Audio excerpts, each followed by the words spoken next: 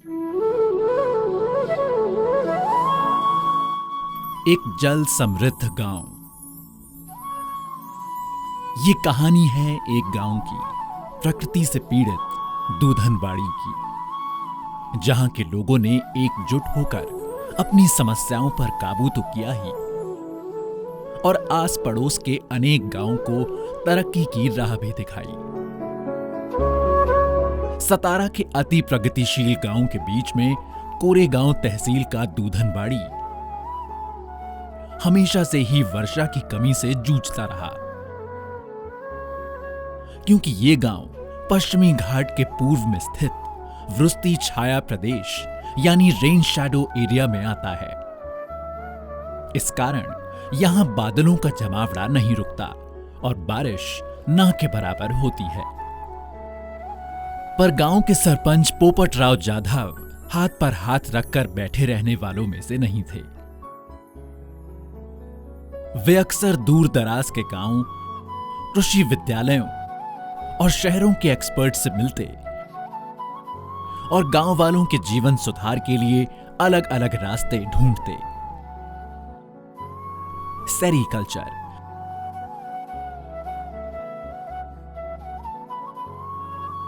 यानी सिल्क की खेती का जब उन्हें पता लगा तो उनका उत्साह बढ़ा और उन्होंने कुछ दिन उसकी जानकारी में लगाए। पर जब ये पता लगा कि उसमें पानी काफी लगता है तो वो कुछ निराश से हो गए।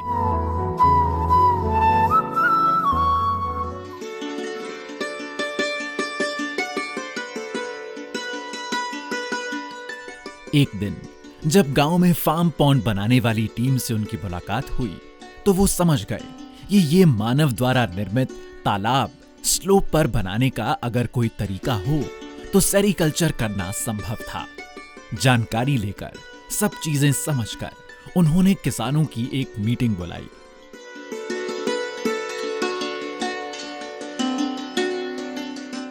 कुछ किसान आगे आए और अपने अपने खेतों में तालाब बनाने को तैयार हो गए।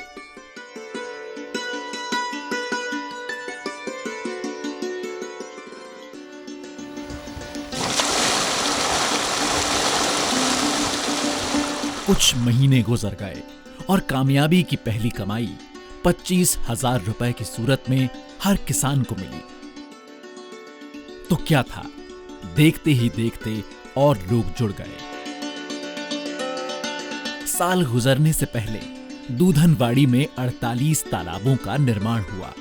पोपट राव की लगन से खुशहाली के ये तालाब पूरे गांव में फैल गए और गांव की काया ही पलट दी।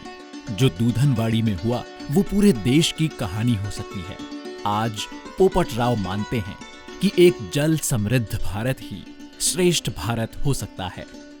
आओ कभी दूधनवाड़ी और मिलो एकजुट हुए एक गांव से।